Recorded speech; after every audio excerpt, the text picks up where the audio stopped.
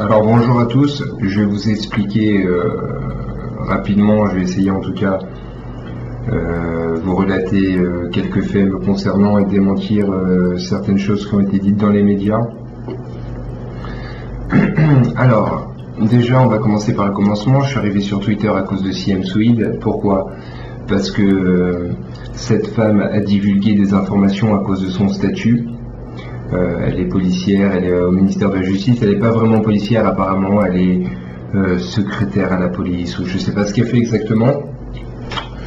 En tout cas, il s'avère qu'elle a utilisé ses fonctions pour pouvoir avoir des informations et s'en est vantée elle-même. Alors je vais vous le prouver immédiatement. Alors, voilà. Donc, CM Swede a publié un tweet en parlant donc des jeunes de la LDJ.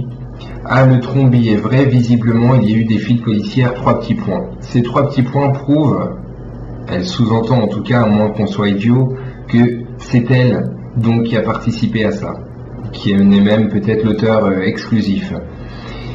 Ce qui s'est passé ensuite, c'est que à cause de ça, j'ai parlé à CM Swede sur Twitter et je lui ai dit: écoute, non, je vais juste envoyer un tweet en lui disant: salut, Edil va bien. Alors Edil, je crois que c'est le prénom de sa fille, Edil ou Edith, peu importe. Si je lui ai dit ça, c'était évidemment pas pour aller taper sa fille, c'était uniquement parce qu'elle aussi avait dénoncé des gens et je voulais lui montrer que nous aussi on pouvait avoir des informations sur elle et que c'était pas bien de faire ça. À ça, elle m'a répondu directement: je t'interdis de prononcer le nom de ma fille. Si tu la touches, ma famille, mes amis et moi-même te tueront en personne. Cette personne, CM Swede, travaille au ministère de la Justice. Elle est policière. Je pense qu'elle aurait dû avoir déjà un devoir de réserve et ne pas me menacer de mort comme ça. Mais c'est pas ça le plus concernant. Le plus concernant, c'est que le lendemain, il y a Benoît Lecor, de rue 89, un journaliste qui vient et qui fait un article sur moi. Son article, effectivement, il ne m'a pas du tout plu. Pourquoi ? Parce qu'il a menti dans l'article. Premièrement, il a dit: dimanche, une plainte a été déposée à son encontre par CM Swede, auteur du livre Omerta dans la police, pour menace de mort et injures envers elle et sa fille de 12 ans. Je trouve qu'il n'a pas beaucoup enquêté, qu'il n'a absolument pas parlé du passage où c'est elle qui m'a menacé de mort. Il faut savoir que quand même c'est le comble. Elle m'a menacé de mort et le lendemain, elle publie comme quoi elle a fait une plainte contre moi pour menace de mort. Et Bruno Lecor, qui est censé rapporter l'information, rapporte de la merde en disant ça. Deuxièmement, il a dit: tous en sont persuadés sur le chat, Booba est de confession juive, il convient donc de lui faire justice. Alors, sur mon chat, tout le monde sait que Booba n'est pas juif. Booba a un père sénégalais, son père a dit lui-même qu'il n'était pas juif, et surtout, ce qui est important, c'est que sur mon site, il y a 80% des gens qui doivent être anti-sionistes ou qui s'en foutent. Et donc, de nous faire passer pour un site où il n'y a que des sionistes et des juifs, c'est encore une fois de la désinformation et j'invite tout le monde à venir vérifier. Le site est gratuit et facile d'inscription, chat.violvocal.com. Donc, oui, effectivement, j'ai peut-être un petit peu abusé en m'en prenant à Benoît Lecor, mais moi j'en ai marre de la désinformation. Je trouve que c'est la désinformation qui pousse les gens justement à être antisémites dans notre pays, enfin en tout cas en France, et que ce sont des choses graves. Ensuite, attendez, bougez pas que je retrouve le fil de la discussion. Je vais parler de plusieurs choses. Oui. Ensuite, il y a eu Le Monde. Le Monde a publié sur moi une information disant que j'avais fait une agression et que j'avais eu des obligations de soins. Alors que moi, si j'entends ça et que je suis pas au courant, je me dis quoi, c'est un mec, il était dans la rue, il a frappé quelqu'un parce que c'est un fou et il a eu une obligation de soins. Alors qu'en réalité, il s'agissait de Thomas Verlet, chef de la droite socialiste devenu Parti solidaire français, responsable. Notamment, il y a une vidéo où il frappe des enfants noirs dans le métro avec des amis à lui, proche du groupe Nomade 88 qui a mitraillé à Saint-Michel-sur-Orge des jeunes en banlieue donc. Et également, ce sont des proches de Kémy Sébat, de Dieudonné. C'est quelqu'un qui est invité régulièrement en Iran. C'est un antisémite notoire. Il y avait plein de croix gammées dans son immeuble. Sa moto, elle ressemblait à une moto des Boches et des nazis. Et donc j'ai fait exploser sa moto et j'ai refusé de m'excuser au tribunal. Et j'ai demandé à mon avocat de plaider le devoir citoyen. Le juge, il a trouvé que c'était un truc de malade. Au lieu de s'excuser, il m'a mis 18 mois de mise à l'épreuve à la sortie, de sursis et entre autres de soins. Et donc j'étais une fois voir le psychologue qui m'a dit que j'avais absolument pas besoin de soins. J'ai rapporté le papier au juge et ça s'est terminé comme ça. Et donc je trouve qu'il y a une nette différence entre le fait d'agresser quelqu'un dans la rue et avoir obligation de soins et la vérité, c'est-à-dire agresser un néo-nazi et refuser de s'excuser au tribunal. D'autant plus qu'au tribunal, le juge m'avait dit « il est néo-nazi, vous êtes sioniste, chacun pense comme il veut ». Et j'avais très mal répondu à ça au juge, et j'avais notamment dit que moi, mon idéologie consistait pas à mettre des coups de pied dans la tête des enfants de 2 ans, comme le faisaient les soldats SS, et que c'était donc pas comparable.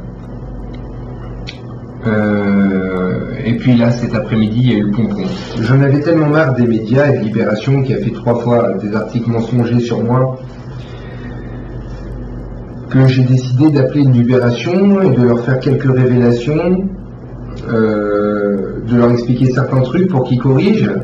Et en même temps, je les ai trollés parce qu'on était 140 sur le site et on voulait un petit peu rigoler. Alors je leur ai fait notamment croire que j'avais volé un tracteur, que Siem Swede, non, ce que je leur ai fait croire. Je vous jure, je me souviens même plus des conneries que je leur ai dit. Mais il y a l'enregistrement entier de l'appel à Libération que je vous ferai écouter, les amis. Je vais vous le mettre en lien sur cette vidéo. En dessous, dans la description, vous irez voir et vous aurez la vraie chose, la vraie conversation sans aucune coupure. Et vous verrez à quel point ce sont des menteurs. Et donc je les ai trollés sur pas mal de points. Ils ont été dire, et ça c'est très important, que j'étais pas du tout content du portrait qu'avait fait l'illustrateur, alors que il me semble, j'ai pas réécouté l'audio, mais que j'en ai absolument pas parlé, même pas une seule fois. Ensuite, ils ont commencé à écrire mes phrases comme si j'étais une petite racaille de banlieue. Ils ont été dire que je me vantais de pouvoir hacker 500 sites, etc. Non, j'ai juste voulu leur répondre quand ils ont dit qu'il n'y avait aucun bagage technique et que c'était comme un peu être un script kiddie, c'est-à-dire utiliser les outils des autres. Je vais vous montrer en direct quelque chose. Donc voilà, je vais montrer tout de suite que ce qu'ils ont dit était faux. Donc ça c'est un petit programme. Ici on va mettre n'importe quel mail, par exemple Ulcan VVV 3 fois. Voilà, on le saisit comme ça. On clique ici. Ici vous avez une liste de sites. On peut l'obtenir tout simplement en tapant un doc Google, comme ça. Voilà, après on fait search. Bon là j'ai déjà des sites. On appuie sur bouton 3. Mon programme va découper les URL comme il faut. Et là vous appuyez simplement sur hack massif. Et on va voir le résultat. On va commencer, voilà. Dès le 2e site, un nouvel identifiant vient de m'être envoyé par mail et il s'agit de l'identifiant de l'admin. Comme on peut le vérifier ici, on va faire rafraîchir la liste. Ah non, j'ai mis 3V cette fois-ci. Voilà, rafraîchir. Et là vous avez Radio Africa One avec le login. Vous cliquez ici. Preview, donc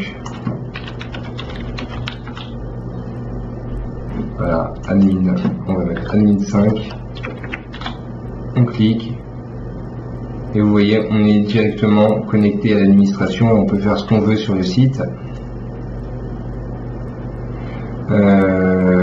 Voilà, et là on continue et il y a beaucoup de sites qui sont faillible avec ça. Là, il y en a encore un autre, vous voyez, chemin vert. Je vais vous montrer rapidement. Voilà, il y a un deuxième qui vient d'arriver, un deuxième mot de passe admin. Donc, tout ça pour dire que quand Libération dit que je suis un script qui disent ou autre, c'est faux. Quand ils disent... Attendez, excusez-moi, je vais juste reprendre la caméra. Voilà. Et en plus, ils sont tellement cons, ils sont tellement incroyablement... qu'on arrive à leur faire croire des trucs du genre voleurs de tracteurs. Je sais pas si vous imaginez à quel point ils sont cons. On les a baladés, Samy Djema, c'est pas vrai. Ils ont dit oui, Samy Djema, une autre personne extrêmement connue dans ce milieu-là. Samy Djema, on a fait son stick parce que je l'aime pas. C'est un mec qui venait sur mon site et il a rien sur son stick, il a juste un truc de recel, une connerie de merde. Et c'est pour vous dire à quel point ce sont des mythos. J'ai dit Samy Djema, ils ont dit une autre personne connue. Incroyable, incroyable, à quel point ils relaient des informations mensongères, on leur tend un sucre comme ça, et en plus ils se sont pas occupés de tout ce que je leur ai dit d'important, ils ont noté que les trolls. Ce qui les intéresse au journal Libération, c'est les trolls, sûrement, parce que c'est le journal qui vend le moins, le quotidien qui vend le moins de France, tout simplement. Donc voilà, c'était un petit peu pour remettre les points sur les i. Ah, et puis je voulais dire aussi une dernière chose. Bougez pas.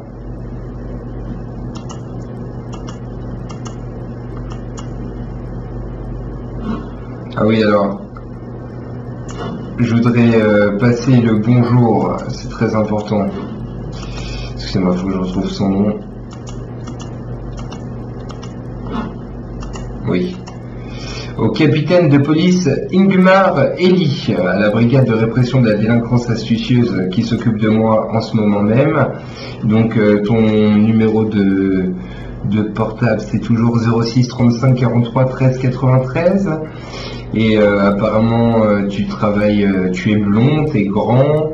On t'appelle Yvon le Faucheur, je crois, si je me trompe pas. Et également avec toi qui bosse sur cette affaire, qui cherche des informations sur moi, il y a Yann Cordin, une petite une femme, mais je me souviens plus de son nom. Alors déjà, je voudrais vous passer le bonjour à la brigade de répression de la délinquance astucieuse, mais apparemment il y a des fuites, hein, vous voyez, donc faites attention, on sait jamais. Et voilà, je voudrais dire également, oui, une autre chose qui est importante, et après on arrête avec ça. Les auteurs sur Libération, ils n'ont même pas le courage de dire leur nom. Ils écrivent avec des pseudonymes quand l'auteur est menacé. Alors je voudrais dire à Willy Le Devin et à Dominique Albertini, on sait que c'est vous, n'écrivez pas de manière comme ça anonyme, c'est vraiment pitoyable. Ok Willy, je te passe le shalom, je te passe le salam, et à bientôt mes chers amis.